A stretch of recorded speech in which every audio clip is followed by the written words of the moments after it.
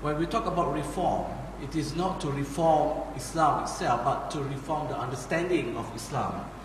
And the problems that we face now is we have to reform, we have to start it from ourselves. And in order to make a reform, you have to seek knowledge. And this is the most important tool. And of course, Prof. Tariq Ramadan has enlightened us, perhaps with the time constraint. If we were to read his book on the radical reform, it gives you a very clear perspective of this subject matter. I'm not going to take or to give another lecture because I want to give you an absolute freedom, but with some limitation of time that I'm controlling over you. Okay, we shall finish by 12:15. That is including the injury time. But because I want to give ample of time for you to have it. Can I have the first 3 questions? Who first? Thank you so much. Can I have your names? Yes, Assalamu alaikum. My name is Nicole. I'm a writer. It's a wonderful speech. Your work has helped me tremendously, growing up. And but I always remind myself, as much as it inspired me, I also read your work with a very critical eye myself. And maybe it's just out of the way, but I've been following you with the Charlie Hebdo case recently. Since I'm writing about it, I write for newspapers.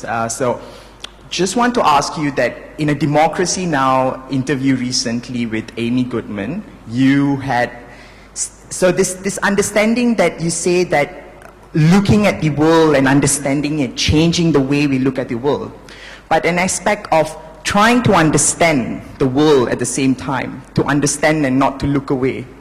This aspect of that the ISIS people and all these so-called quote-unquote jihadists are just insulting our religion, but not understanding what leads people to resist the way they resist. I'm not being an apologist for them, but I just want to, maybe I feel there's this lack of dimension of understanding what leads people to such kind of terror. When a person performs a suicide bomb, for instance, what leads a young man with dreams, with hope, with love, to go to that extent of his life to go and do that? I feel that that understanding is a bit lacking from, because I think being a middle-class European scholar yourself, I think it's a bit unfair to speak for poor, working-class Muslims and trying to group it and to say that it's insulting Islam, because, but whose Islam is it insulting, since Islam is so clearly that you, the upper-class rich Muslims, and they, the working-class terrorized Muslims. Do you think it's fair on that behalf to speak? Maybe if you could talk more on that. And my second very quick one is, you spoke about competition just now. Competition is good for goal. Would you use the word competition for free market policies that is terrorizing the world, which is also translated as good competition, healthy competition? So would you say that capitalism and free market policies is good competition when the world is not equal? There's no equality itself. So how do we talk about competition when we're talking about a very unequal world? Thank you. Okay, thank you. Can we have the second question from here? Assalamualaikum warahmatullahi wabarakatuh. My name is Izni.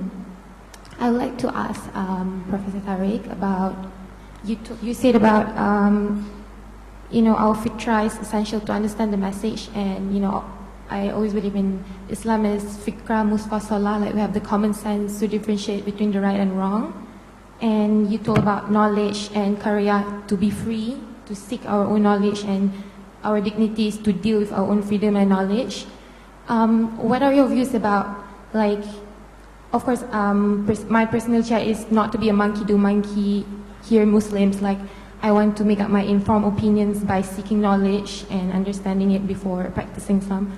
And of course, in making my own opinions, in seeking knowledge, what are your views about, like, learning about knowledge that might not agree with the mainstream scholars' view of Islam, and the using of Sharia laws, rules to prevent Muslims from reading those kind of scholarly articles, like for example books or scholar views like from Allahyarham Jamal al-Bana, or books on Irshad Manji, or books like that, in order for us to decide ourselves that it is wrong, instead of just listening from people that it's wrong and just not have any access to it, and which is better in being a good Muslim, like, you know.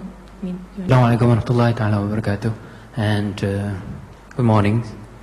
My name is Muhammad Mahyudi, and I'm with IAIM, International Islamic University Malaysia, and I'm also with Centra, which stands for the Center for Human Rights Research and Advocacy, Centra. So the question that I have are twofold. First, you started off by focusing on this idea of reforming the self. So my question now, looking at the protagonists that you have mentioned as well in your lecture, and this is referring to the Sufi reformists that you have also mentioned in other talks that you have given. So what is the touchstone of the contemporary Sufi reformists? Because obviously you didn't say that there's no role for them, yes, by emphasizing that there is this great reverence on the persona of Ibn Taymiyyah. You are basically giving credence to the Sufi reformist trend of engaging with reform in the contemporary world. So my question is, what is the touchstone? What are the criteria of contemporary Sufi reformists? Okay, that is one. And secondly, this is regarding liberal Muslims. This again the question of protagonist. How do you engage with liberal Muslims when to them the sky is, to us rather, to the majority, sky is the limit, but to them even the sky is not the limit, because they seem to subscribe to Nike's "Just Do It" motto, because obviously they believe in Adidas Declaration of Independence, impossible is nothing. So how do you then respond to this group of people who don't even have competence on, say, the question of interpreting the Quran? They are engaging into this. When we talk about liberal Muslims, they are engaging into efforts of reinterpreting the Quran. And so how do you engage with them when they don't respect the issue of competence and they don't even respect the question of limits? Thank you very much. Bismillah ar-Rahman ar-Rahim. Thank you for these questions. In fact, I have 5 questions so far. I think that your point, it's a very important one. And if you listen, I don't know if you followed all what I said during this, it's not only this crisis on Charlie Hebdo, but it started even with the Danish cartoons. My position is exactly this one, just to summarize it. What they did is not only non-Islamic, it's anti-Islamic. And this is a position of a legal position, a normative position. Now let me start with the way I was tackling the issue. To any of these situations, there is a religious response and a political one. We have to be very clear on the religious one, and we have to tackle it. If somebody is doing something saying, I'm doing it in the name of Islam, the scholars should take a position. Is it right? And then you have to say something on the political side, and you have to explain by saying, look, explaining is not justifying. Explaining is to try to understand. And I've been repeating, you can't only condemn the consequences, you need to deal with the reasons. When I was involved in the task force with Tony Blair, he set a task force, and I was there for 1.5 months. And I said it clearly, I'm okay to be with one condition, I should be able to speak my mind, which is independence. And I was there, he said on TV, there is no relationship between our foreign policy and the fact that they are killing in London. I responded, in ethical terms, Mr. Blair, you're right. You cannot justify killing innocent people in London because of what you are doing there. In political terms, you are wrong. Because he's saying it himself. You are killing us there, we are going to kill you here. He He's wrong in his political understanding, but there are reasons for that. Frustration, colonization, and you are going to kill people. And for them, there is a political understanding. So you have to deal with this. And you have to deal also with the reasons. So I said in France, there are domestic reasons in the way you are treating people in this country, and there are international reasons you are going to kill. You are at war, and you don't tell the people that you are at war killing people in Iraq. So it doesn't justify what they did, but there are reasons that we have to tackle. You want to solve the solution, to find a solution, you cannot avoid talking about the reasons. But to use the reasons to avoid condemning the acts is wrong. So I think we need both. And this is the way I was trying. And when you say this, people in France are saying, you know what, you are not clear. Double talk. It has nothing to do with double speech and double talk. It has to do with explaining is not justifying, condemning is a prerequisite, and then we talk about the political side. And I don't like some of the scholars who are just condemning and they abide by, the narrative that we have in the West. It's as if, I said it straight away I was the week after September the 11th. I was in the States, and then George W. Bush was saying, they are doing this to us because they don't like our civilization. I said, no. Why? If they don't like your policy, your politics, the way you deal with the world. This is it. It has nothing to do with democracy and freedom. It has to do with the way you deal with them. It has to do with your policies around, and we have to be clear on that. So I think that this is a very important point. As to the competition in the free market, I had also in one of our seminars, we have a discussion about this, and we are talking about, what is Islamic finance, what is Islamic economy, and one of the scholars was saying, in fact, the Islamic model is regulated capitalism. رأسمالية مقيدة. I say, I'm sorry, I can't agree with this. Because freedom in economy, it's not only the freedom of the free market, is the goals, what do you want to achieve, and the means. So you get this from what I am saying. You have to challenge the economy by putting some Islamic rulings into the capitalist system, which was what, by the way, what Sarkozy was saying, Stiglitz is saying, and Soros is saying. They're all saying we need more regulations within the system, but we keep the same objectives. For us, freedom is a prerequisite, but we need to have goals. It has to be ethically oriented, and the free market is not. The free market is, in fact, the jungle where the dominant are setting the scene and they are playing with us. So it's, by the way, it's not a free market. It's a free market for some, as you understand. So this is why we have to challenge the whole thing, the whole system. What you were saying about reading I think that some thought that we are going to protect our students and protect our community by telling them this is what you have to read and you have to avoid that. That's over. You can't today just prevent people from reading. And we have to read.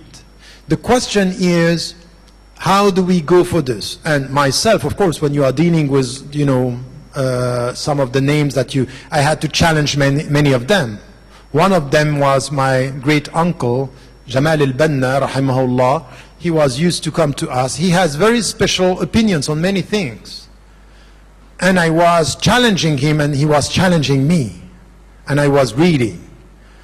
And by the way, beyond all what is said, I might disagree and I might have disagreed with many of his views, but he was a man of principles. Very, very intellectually strict. And this is where we have to go. We need to keep our ethical principles. We have to challenge, to read. But then we also have to equip ourselves. Because if you are not equipped, by the way, why the Prophet ﷺ was saying that you don't have to read, the scriptures of others. It was at a very specific period of time. Afterward, of course, we need to have to get the knowledge. So you have to equip. And you have to use what they are saying to help you to get more knowledge. It's very, why I started reading as a crazy young man? Every day I was reading 5 hours a day and 8 hours. You know why? It didn't come from my family, in fact. The books were everywhere. But I was much more about football. And then I was 14. And then I had a teacher. And this teacher, my last book in French, which has a dialogue with a great French philosopher, I dedicated it to him. Because 35 years later, he came to me to the book fair in Geneva. And he was behind me and he said, did like this, say, Tariq. And I saw him say, wow, 35 years later, this teacher came to listen to me at the book fair and say, you don't know how much you gave me. And you taught me. And he smiled and say, and now you are teaching me. 35 years later, he came to me, this teacher, and he was the one who has challenged me so much about my faith, so much about my beliefs that I said, no, I'm going to struggle. I'm going to come back to you. He was teaching me and sometimes challenging me in all my, faith and religion and thoughts. I was going back home reading books. I have to answer. This is good competition, intellectual competition. But I had to read, and I was reading philosophers, Western philosophers, and he gave me this strength to get more knowledge in order to answer. And he helped me to be a better Muslim by reading non-Muslims. I became a better Muslim by reading somebody who wrote, God is dead. And now I know why God is alive. You get my point? So with all other Muslims, you have to get this knowledge, but you have to be equipped. You have to take this and to try to add knowledge to knowledge.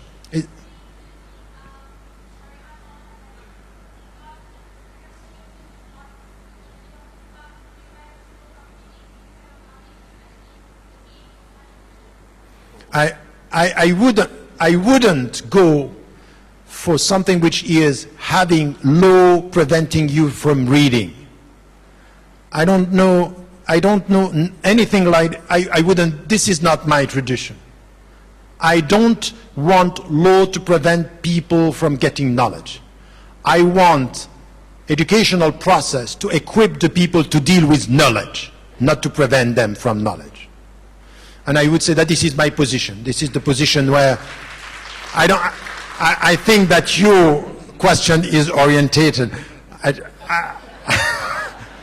That's your intention.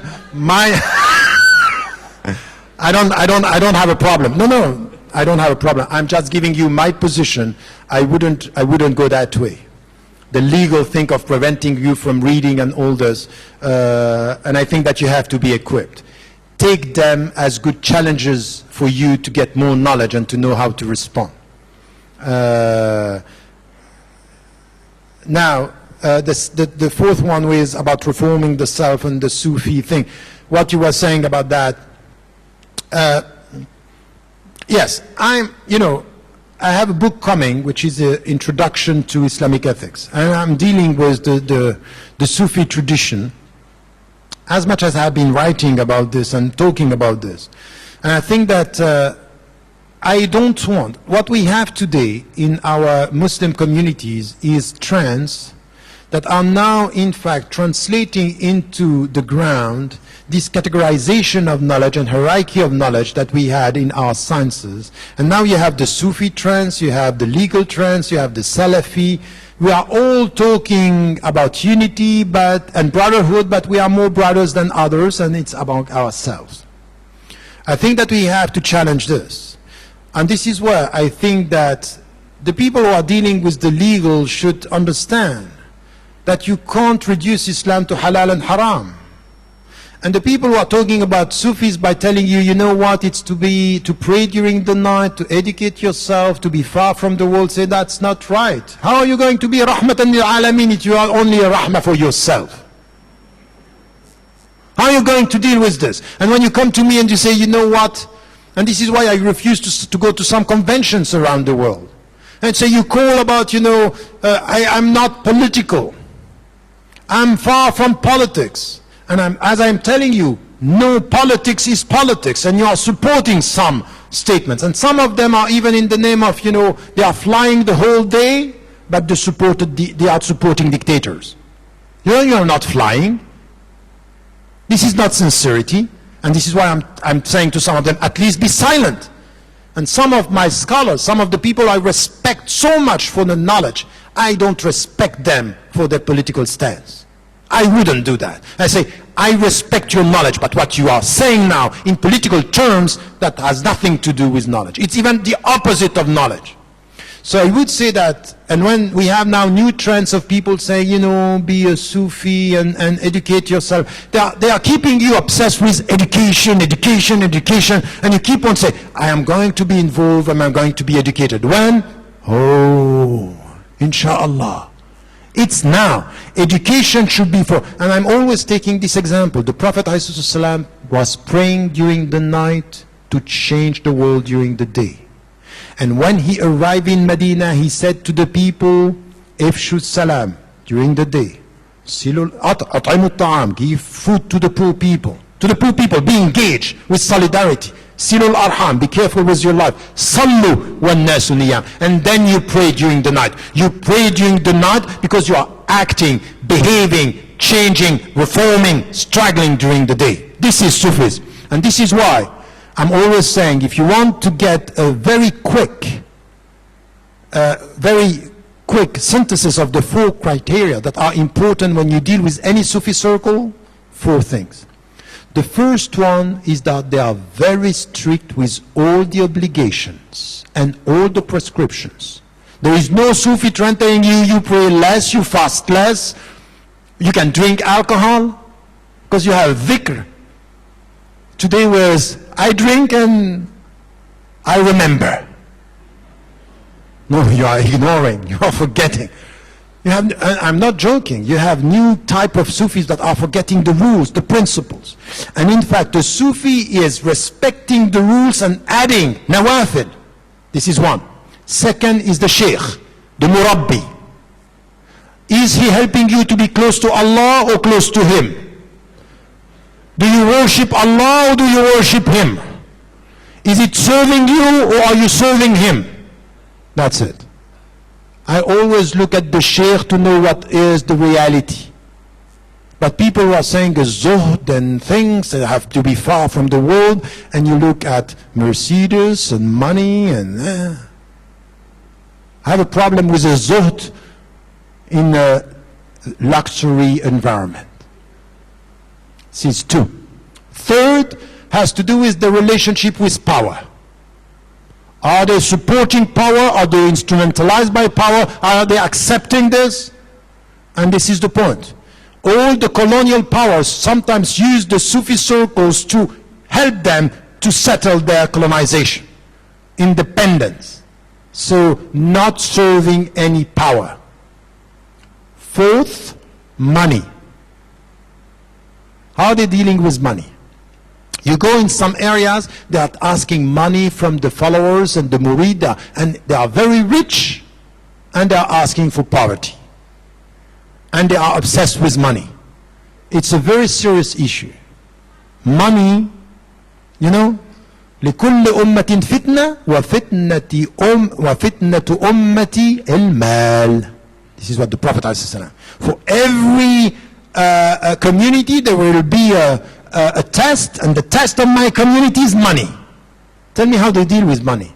So the Sufi circle where the Sheikh and the people around him are using money, asking for money, getting your money, and not helping you to deal with this spiritual experience, I would say that these are the 4, and that's it. So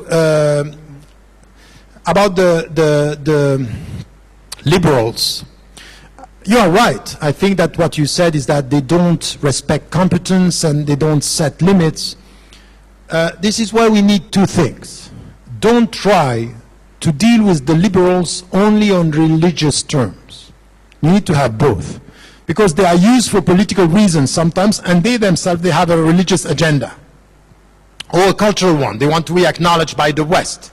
Or they have surrendered to the dominant narrative or dominant civilization.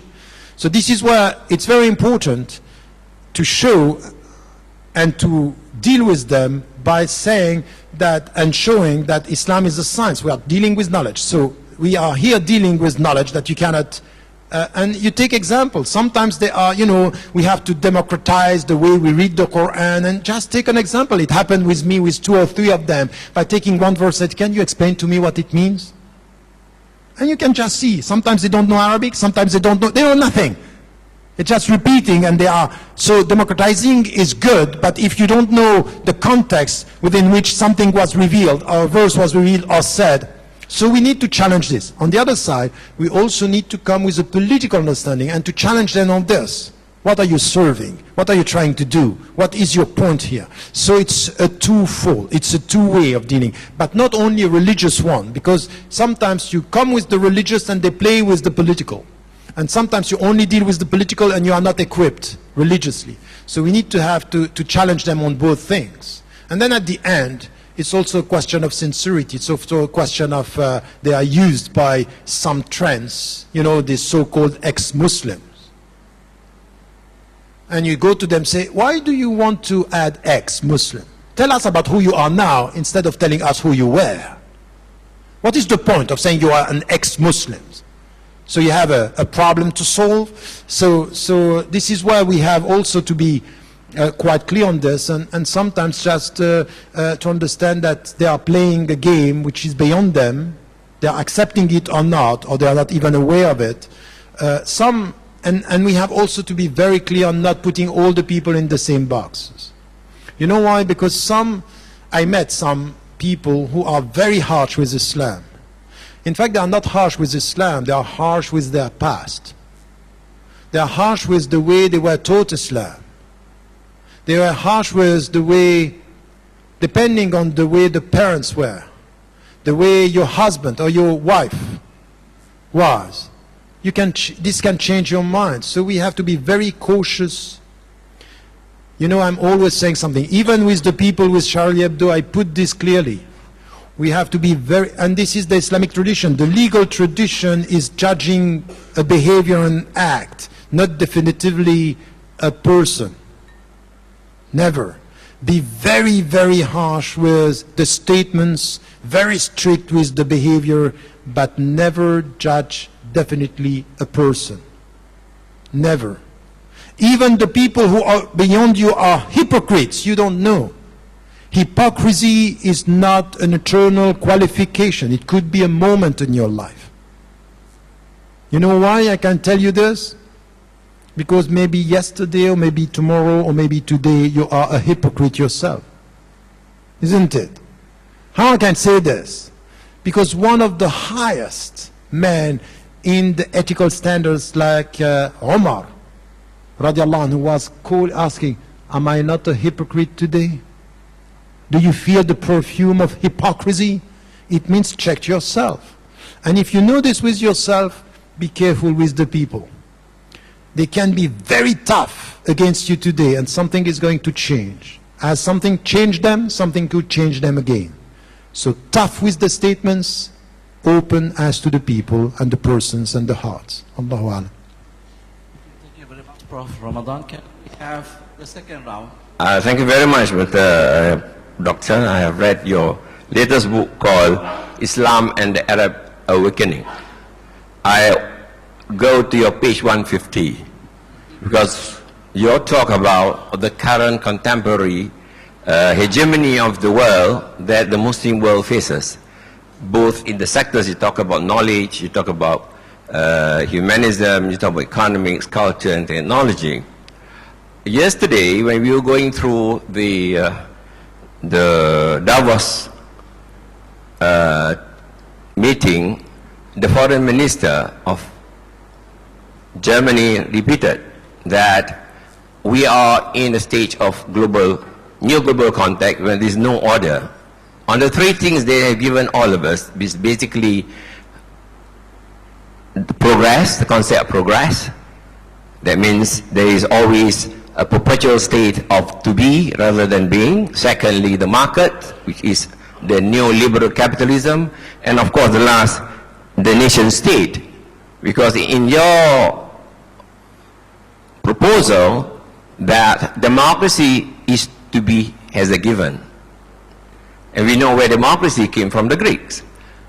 And of course we know its own understanding that whether the place of the creator and the philosophy which Al-Ghazali talks about, and become the crisis for the Muslims today, whether they go to Sharia, has a legalism, has a legal component per se, or we have corrupted Sharia for humanity. My point to you, sir, is that the contemporary crisis of the Muslims is also historical. Now the question would be is that the engagement of civilizational renewal from the 500 years or 300 years of Western hegemony requires a total revamp of what we talk about civilization. Why I say that? Because today, when I heard the word competition, we know that under the common understanding, we compete to dominate and control. Whereas Islam does not go for domination and control of the environment. We are in engaging our role as the custodian of the environment. And that, I think, a radical shift in the narrative of what Islam stands for mankind has a message from Adam until the day of judgment must be revisited. Because that engagement of why Islam is accepted by those who are of other faiths and those who couldn't understand, reject it in their own understanding of the freedom to think.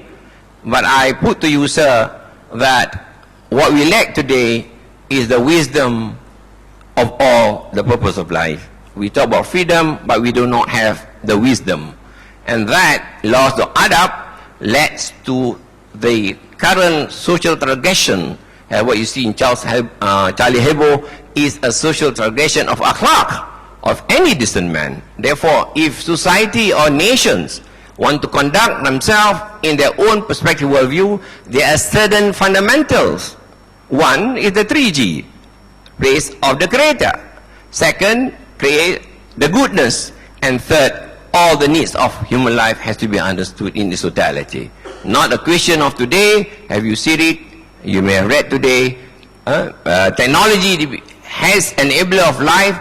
Today has become what I think, what they say today, the dark internet, because there is desire to control information, a desire to control sources of power through a new phase, and that is very worrisome. Thank you very much.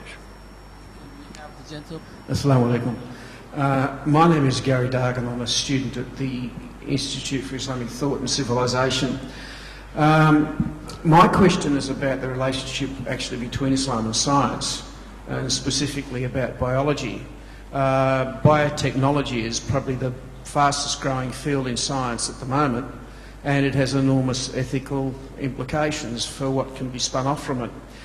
But one of the great unifying ideas in biology is evolution, and Muslims tend to comprehensively reject evolution as wrong. Now, I have a background in evolutionary biology, and personally I can see a way through to reconcile this apparent conflict. Now, do I have a responsibility to do that and to push that message, or should I just sit back and let the status quo be maintained? In-depth critique on that dogmatic mind. Even actually, I was inspired by you, Prof, to study dogmatic mind. And when I went and studied dogmatic mind from a psychological perspective, it says when a person is self-confident, he believes whatever he understands, he can be considered as a dogmatic mind. So, in the field of revivalism, we feel this very much in every way. Whenever we say something to someone and we want to change it or we want to critique it, this dogmatic mind comes into play, and everybody holds that position that no, I am right, you are wrong. And so I really want to take this opportunity to learn and be explained. What do you really understand, or to tell us what is the dogmatic mind is? Thank you. Yes, as to your question on what was said in Davos and this relationship between progress, market, and nation state. In my book, the book that you are referring to, and books before. It's not exactly what I'm saying about democracy and saying that you know, it's in agreement with Islam and that we take it for granted that Islam by definition is promoting democracy. It's a bit deeper than that, what I'm trying to do. Is to say I don't care about the words and the concepts, I care about the substance of the discussion. And what I tried to do, this was in the end of the 80s, beginning of the 90s, I tried to write about the principles that we find in the Islamic tradition when it comes to the rule of law, the equal citizenship, and all based on the Islamic tradition. Say, we have a set of principles.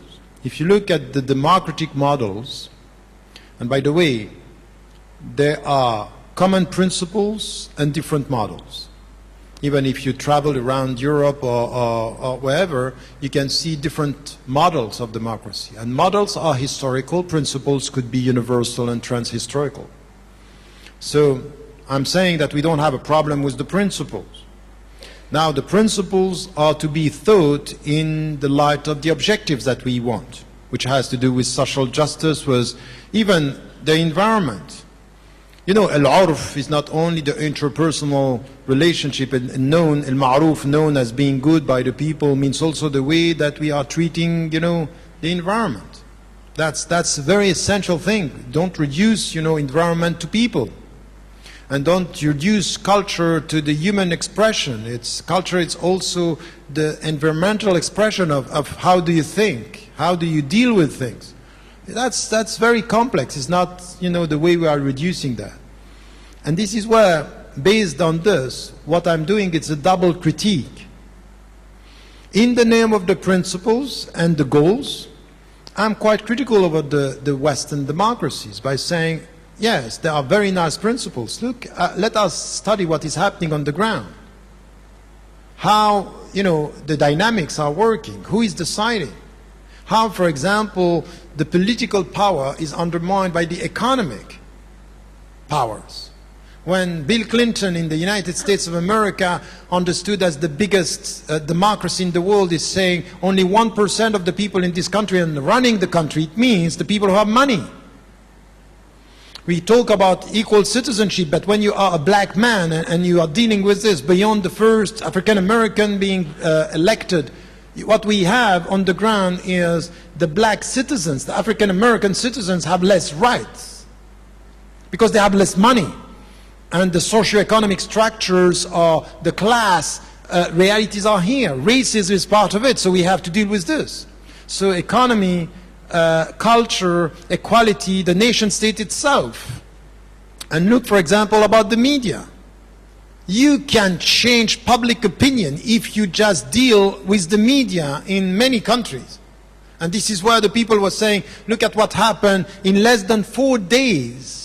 The election in Spain were changed in 2004 just after the terrorist attacks because of the emotional reaction of the people, which is something that was studied by Naomi Klein. And I once again, this is a book that you have to read. No one should prevent you from reading that book, which is The Shock Doctrine. Very interesting book on the fact the way they are using shocks just to change and this is on the political side, but I would say that in the media it's the same. So having said this, I think that you are right, and you know, all what I have been doing now is to reconcile the sources, the means, and the goals. And what you are referring to, the ethical side of the equation, it's important.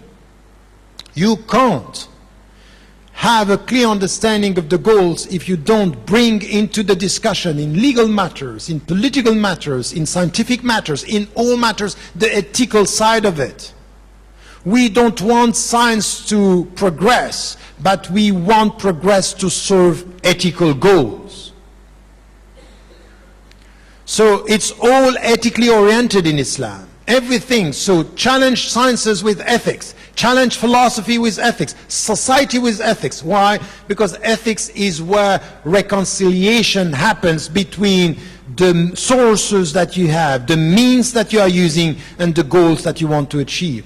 and you call it wisdom, and this is where the fuqaha, when it says علم كما أرسلنا فيكم رسولا منكم يتلو عليكم آياتنا ويزكيكم ويعلمكم الكتاب والحكمة. Hikmah was understood by some scholars as the sunnah, as the legal. No, hikmah, it's also wisdom.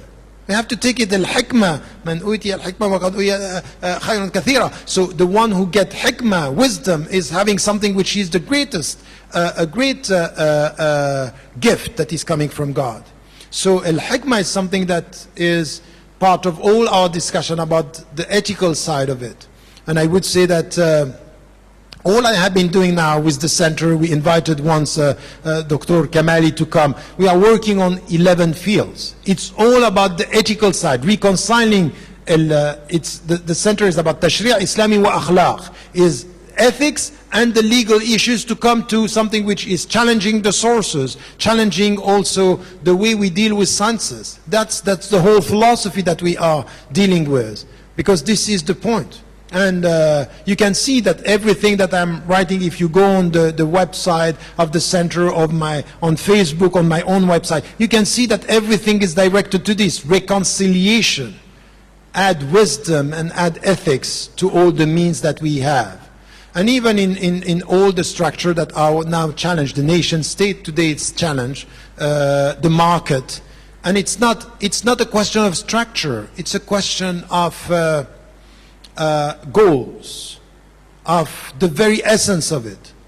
The same in the way we are dealing with our teaching. It's not a question of structure, it's it's a question of substance. That's very essential in the way we are, and very often our understanding of reform is a structural reform, and we need a substantial reform, the deep understanding of it. About your question on, are you here, about evolution. I'm quite happy that you are raising this question, because, you know, as much as I was responding to the brother that we need knowledge, when it comes to, you know, when we deal with liberals, we need knowledge. Some of our brothers and sisters, when they deal with scientists, they just come with some principles and they don't know what they are talking about. They don't know about the latest, even hypothesis, scientific hypothesis that we have in biology about evolution. And this is where I think that you have to speak and to be able to say, look, for example, I was criticized by so many Muslims for saying I don't have a problem with evolution. I don't. Say, what? No, there is a difference between acknowledging that there is something, the evolution, and the type of scientific hypothesis explaining what happened. So you have scientific hypothesis that you can challenge. But the fact is that even in the Quran, خَلَقَكُمْ وَصَوَّرَكُمْ, sawwarakum is also the understanding that He gave you a shape, and this could be through history. So there is no contradiction in the fact that we can consider scientifically evolution and the creation, the way we deal ourselves with creation. And if you can bring something into this discussion, do it. Do it by explaining that you are not against the scriptural sources, but you are against superficial understanding. And some you talk with them, say, how come, you know, and they come with reducing evolution to the Darwinist theories. I say, look, even some contemporary biologists are challenging this and discussing. Some are hypotheses that you have to deal with. So don't reduce everything. Science is not to reduce to the scientific hypothesis of some and this is where, for example, you know, we have our annual conference in Brussels. It's one of the topics. We are bringing it as it is, evolution in science. And we are bringing this discussion. Because I myself, I'm fed up with people, they can't, you know, I don't know how some people are putting you inside and outside Islam. You wrote, I don't know, 35 books. And somebody come to you and say, I listened to you on YouTube, 2 minutes. What you are saying is kufr. So what's that? Who are you? Who are you to come after 2 minutes? So my point is, get knowledge. Try to understand what is happening. How could you come to your brothers and say this? And say, Are you the supreme judge in 2 minutes about all what we are trying to do in just be humble even after 2 minutes? And especially after 2 minutes. So I would say that, but you know, it's an example, but some of us, we are like this. We are trained in some, you know, we have some opinions. We heard, oh no, evolution is kufr, say, and we have creationists that are taking from the Christian evangelist tradition and they are repeating this. I was sitting with some of the people who are dealing with Harun Yahya. I was sitting and said, I'm sorry that this is scientifically wrong and your Islamic reference are disputable. This is pure creationism. This is taken from, not from our tradition. We are much more serious and demanding when it comes to Islam. Don't come with a superficial understanding of Islam and a superficial understanding of science. So if you are involved in this, and you have, at least if you are not sure that the people are listening to your answers, put the right questions. Put the right questions. What about this? What do we have now? And help the people to get more knowledge. Muslims should stop protecting themselves with ignorance of science, thinking that they are knowledgeable about religion. Ignorance of science is not the right equation to think that you are knowledgeable about religion. So it's both. And I would say that on that field, on many others, by the way, if you listen to what the Muslims are saying about psychology, even you know, I'm quite critical of Freud. But listen to some Muslims what they know about Sigmund Freud, about psychoanalysis. I say, what is this? If you were in first year of university, you would fail by saying what you are saying. So you want to challenge psychoanalysis? You want to challenge psychology? Know about what they are saying. Read what they are saying. And come with the right Islamic answer to this. But these very superficial things that we have. And by the way, some of our scholars are keeping on repeating things that are completely wrong in many fields. So I would say that you have to do it. So this is the point. And this is what we are trying to do. We want to push our brothers and sisters and students and scholars and the ordinary Muslims to get more knowledge. And this is why we are taking this in March. You will be able to have it, and this is good that if you can put our input in this, it will be live stream from Brussels mid-March, and one of the sessions is about evolution. And by the way, inshallah, the next annual conference will be here in Kuala Lumpur. Let's think about the dogmatic mind. No, it's not exactly, you have to be very, where are you? You are here, yes. I allocated one chapter in one book that is not very much read by Muslims. It's quite interesting. I wrote a book called The Quest for Meaning, Developing a Philosophy of Pluralism. For the Muslims, it's not Islamic enough. And for non-Muslims, it's not Islamic enough. So I'm in between. And in fact, I was challenging by saying, I was talking about this quest for meaning and from a pluralistic viewpoint. From an Islamic viewpoint as well as from a philosophical viewpoint, what is a dogmatic mind? A dogmatic mind is not a confident mind only. In fact, a dogmatic mind is getting his or her confidence out of arrogance and rejecting the others. It's not I'm confident in what I think. I'm so scared of what you think that I look at things only through a binary vision. And it's very simple. I'm right, so you are wrong. This is the dogmatic mind. In fact, from our understanding, what is a confident mind should be a mind and a heart that is ready to listen to others and try to find his or her answer with confidence, but ready to listen, ready to confront. And this is the opposite of the dogmatic mind. We should never be arrogant in Islam. Arrogance is the first sin. Ana khayrun minhu, said the shaitan. I am better than you. Without even, so you know this stance that I'm better, by definition I am better than you. I have the truth, so you are wrong. And not being in this understanding that you look at things from different viewpoints. That's Islam. And where does it come from in Islam? That Islam is telling us that we are the last message, and our message is truth, isn't it? And yet Allah subhanahu wa ta'ala said something which is very important. What I quoted, وَلَوْ شَاءَ اللَّهُ لَجَعَلَكُمْ أُمَّةً وَاحِدًا. If Allah had willed, He would have made you one community. لِيَبْلُوَكُمْ فِي مَا أَتَاكُمْ. He's challenging you, He's testing you in what He gave you. فَاسْتَبِقُوا. So you are in the competition of good. The second thing is, look at this. وَلَوْلَا دَفْعُ اللَّهِ النَّاسَ بَعْضَهُمْ بِبَعْضٍ لَفَسَدَتِ الْأَرْضِ. If Allah had not put a set of people against others, the world would have been corrupt. In fact, this diversity is helping you to be humble as to your truth and committed as to your knowledge. I need the non-Muslim to be challenged as to my Islamic principles and to be a better Muslim. It's not out of arrogance, but how do I need him or her? By listening, by challenging, by being challenged. Many non-Muslims help me to be a better Muslim, as I said. So arrogance is to come and to impose. Arrogance is not to listen. An arrogant mind, a dogmatic mind, is not listening, is asserting. Some of our brothers and sisters, they think about interfaith dialogue only as da'wah. So you come with a non-Muslim, people of other faiths, Christians, Jews, and you come and you listen to them, and the only thing that you have in mind is, I'm going to help you to be a good Muslim.